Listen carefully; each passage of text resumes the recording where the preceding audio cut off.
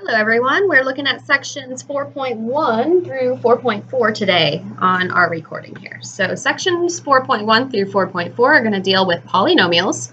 So we're looking at the graphs of our polynomial functions here. And a polynomial function is going to be a function with an exponent. So if we look at this definition here, we have a sub n, which is just a coefficient. So maybe that would be like the number 5. And then you have x to the n. So that's just x with some sort of exponent. So let's say maybe that is to the 4th degree there. Okay, then that's just going to follow just the next coefficient, and that can be any number. Let's say it's a 3. But the next exponent is going to be 1 degree down from your leading coefficient here. So this is going to be an x cubed. This kind of copied through weird, so that would just be another degree down. So maybe we'll do a 7x squared, etc., until we get to a constant. So just a number by itself with no exponent. Okay, so that is a polynomial with this degree would be a 4th degree. Okay, so depending on the highest degree, that will tell you what type of function or degree function that is. Okay, the first number is called the leading coefficient. The coefficient and the variable with the exponent is called the dominating term. The a sub 0, the term that's by itself with no variable, is the constant term. And that is also going to be the y-intercept of our graph. All right, special types of polynomials. We have a cubic function. That is going to be a 3rd degree polynomial. So this is a 3rd degree polynomial, and this is the form it's in. So it's going to start with a coefficient and then an x to the 3rd degree. Then it's going to have another coefficient and an x squared, and it's going to go down from there. In general, okay, your cubic function is going to look like this. So it is going to start and end in opposite directions, depending on if the leading coefficient is positive or if it is negative.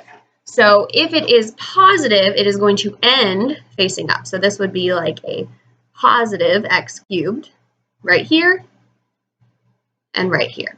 If it is negative, it is going to end facing down. So this would be an example of a negative right here and right here. A quartic function is going to be a function with a 4th degree. So this is a 4th degree polynomial. Okay, where we start with an x to the 4th and we go down from there. Now, they can have a couple different types of shapes. So it can actually just look like a quadratic, like these here, facing up if it is a positive x to the 4th, or facing down if it is a negative. It can also look something like this. That would be a positive x to the 4th. Or we could have a negative, both of these facing down. So notice that with the even function, we're starting and ending in the same direction, whereas with the odd function, we started and ended in different directions. All right, and then what we have here are turning points. So turning point is where the graph is changing from increasing to decreasing or vice versa. Okay, so the turning points, for example, would be in this function right here, and right here, because we're going down, then we're changing, we're going up, then we're going down, then we're going up. Or maybe on this x cubed function, about right here, and right here. Okay, the maximum number of turning points that a function can have is going to be n minus 1. So max number of turn points, n minus 1. So for example, this has 3 turning points. It is a 4th degree, so n is that 4. 4 minus 1, 3 turning points. This is cubic function. It is a 3 minus 1, 2 turning points. Okay, you can have less than that, but the max number is going to be that n minus 1 there. The local maximum point is going to be the highest point or peak or highest observed in a function. Okay, so if I'm looking at this function here, the highest little curve here is P1 in this case here. So this would be the max. If I'm looking at my second function, P2 is higher than P1, so P2 would be my max.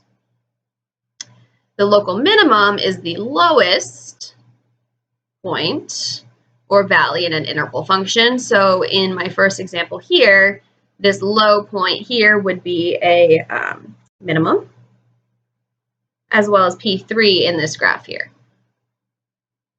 Okay, extrema includes all of the local max and min. So every turning point basically is going to be your extrema here.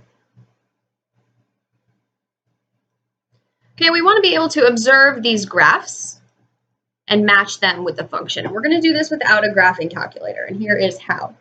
First thing that we're going to do is we're going to look at the degrees and the leading coefficients of these graphs. Okay, so when I look at this first graph, this has a degree.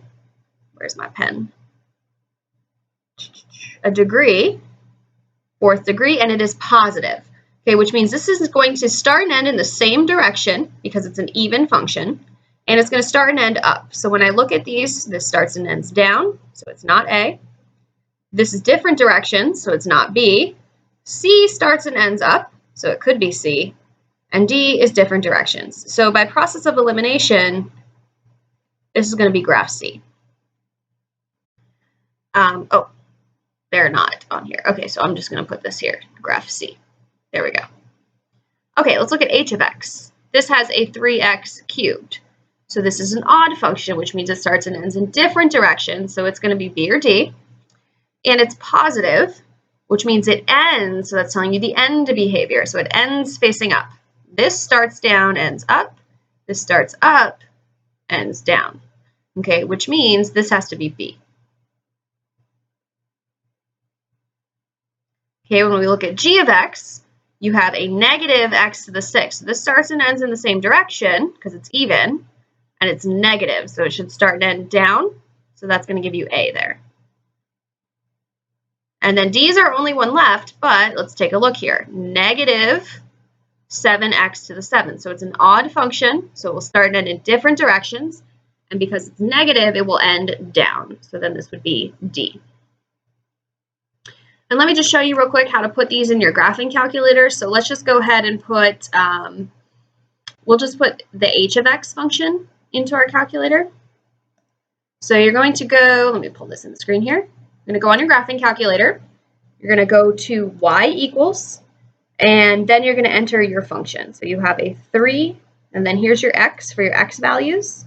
If you want to cube this, you're going to use the up caret 3, then minus, and you have your x again. You can either do up 2, or you can just hit the squared button, plus 2x minus 4, and then hit graph. Okay, and that looks pretty similar to B. Yeah, very similar. One thing to notice about this, look at these functions. Okay, this has negative 10 to 10. That means that this goes from 0 to negative 10 on this side of the x-axis, 0 to positive 10 on this side of the x-axis, and then negative 10 to 10 on the y-axis. Okay, that is your viewing window. All of these are like that except for A, where the y-axis is negative 50 to 50. So you can change that in this button here that says window. You can change that to the correct viewing window. So this will change your x's, the min and the max. Okay, and then you can scale. So if you wanted to scale in 2s, you would just change that scale to 2. And then min and max negative 10 to 10 for y. That's going to be your standard window. So let's say I reset this.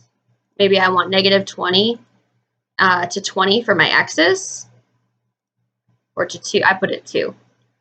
And I'm like, oh no, how do I get it back? Okay, you can go to the window and you can enter that again, or you can hit this, zoom 6, this is a standard, and that'll take you back to your standard viewing window. So just to reset that, it's going to be zoom 6. All right, one more thing here, x-intercepts. So our x-intercepts will have, okay, the graph will have at most n x-intercepts. Okay, these are called the zeros. We're going to get a lot more into those in this chapter. Okay, your x-intercepts are your zeros of the function.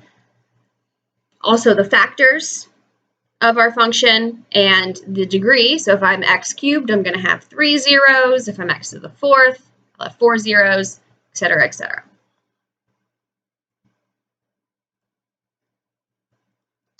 All right, so let's do a little bit of calculator work. We have find the x-intercepts of the following function using your graphing calculator. So I'm going to pull up this calculator here, and we're going to enter this function. So we're going to go back to y equals, and I'm going to clear. And I'm going to enter this function, x to the 3rd plus 6x squared plus 4x minus 8. I'm going to hit graph. All right, so let's see here. My x-intercepts, it looks like I've got a negative 1, 2, 3, 4, 5.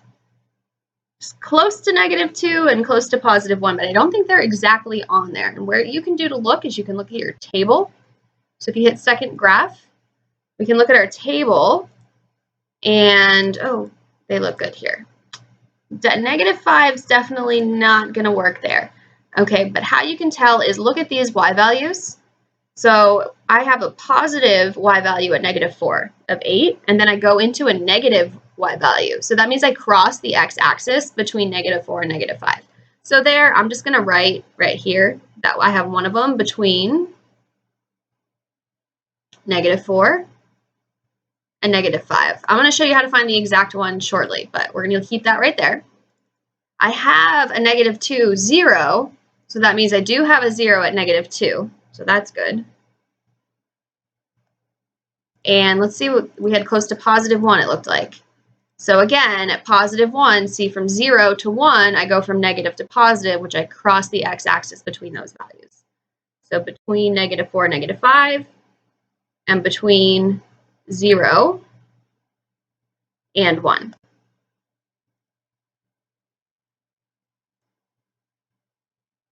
Okay, so how do we find those exact values? All right, so we're going to go to our graph. We're going to go to second calc, and you can either go to value or 0. That's you.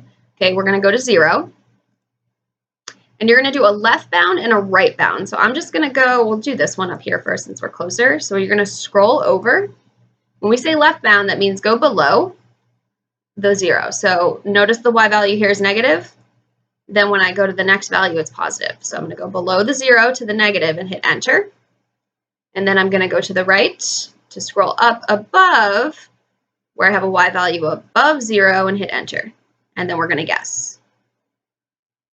So we get a 0 at 0.828. So we're going to do a little curly, approximately 0.828.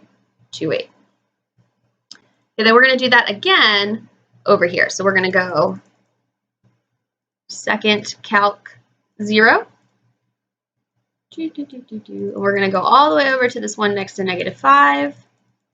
Okay, left bound means we're below. Okay, so below is on the left, above is on the right. So below the x-axis, you have a negative y value, hit enter.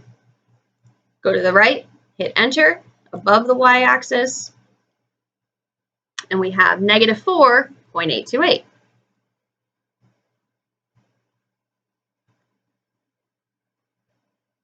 Okay, so notice that these have the same decimal value, which means they probably came in a pair. And then let's take a look at example 3 in our graphing calculator. So we'll enter that in, x to the 3rd minus 13x minus 12. All right, that looks like we got some solid ones at negative 3, negative 1, and positive 4. So let's take a look at our table, second table. So I've got negative 3, 0, that's good. Negative 1, 0, that's good. And positive 4, 0, so that's good. So that tells you, okay, your x-intercepts.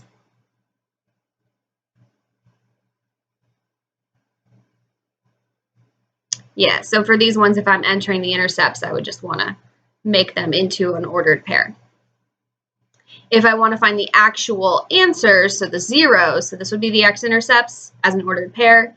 If I did it, what are the zeros? Then I would say x equals, and then I would list the values.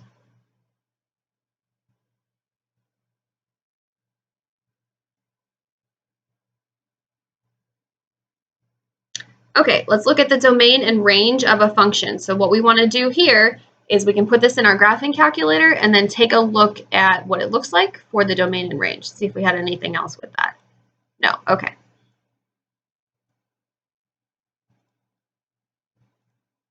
So we have here x to the 5th plus 2x to the 4th minus x cubed plus x squared minus x minus 4.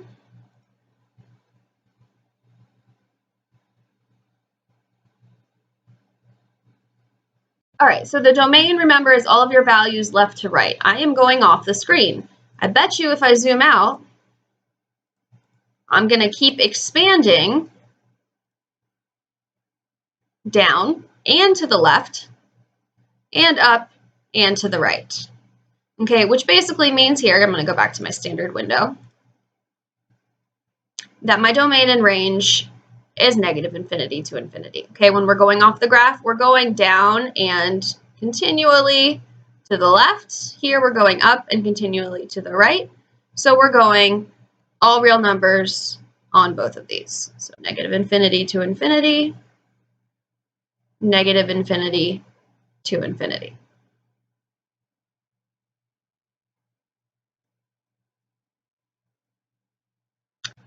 All right, our next topic is the intermediate value theorem. So this means that if, okay, let's think about this function up here. If I'm looking at a graph and I cross the graph between -4 and -5 on the x-axis, that means I have a 0 in between those values. That's the intermediate value theorem. So if I cross, okay, if I plug two values in and they're opposite in sign, that means I cross the x-axis, which means there's a real 0 between those numbers. Okay, so for example, I have this graph here, and I'm going to put it in so we can look at it. X to the 3rd minus 2x squared minus x plus 1.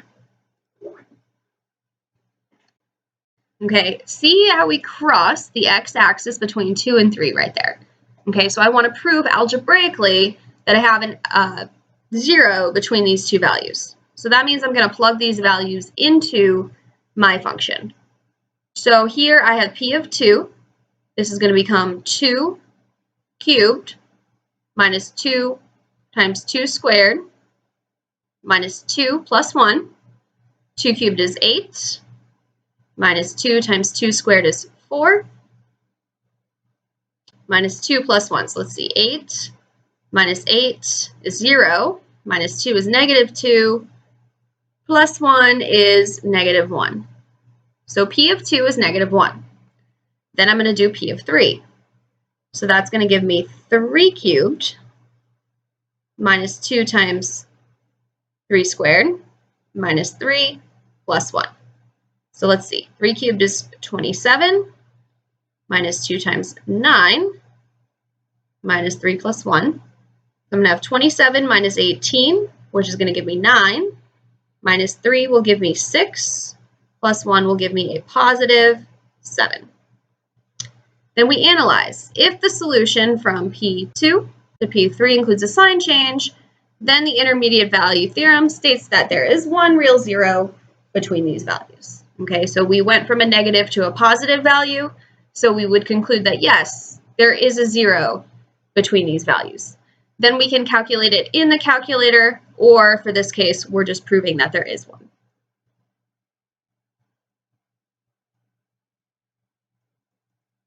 All right, so for polynomial inequalities, I think I'm going to make a separate recording, so go ahead and watch the next recording for this section.